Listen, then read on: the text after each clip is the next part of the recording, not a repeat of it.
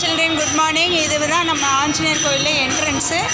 இங்கே மகாதேவ் சிவபெருமானுடைய சிலை இருக்குது. இங்கே நம்ம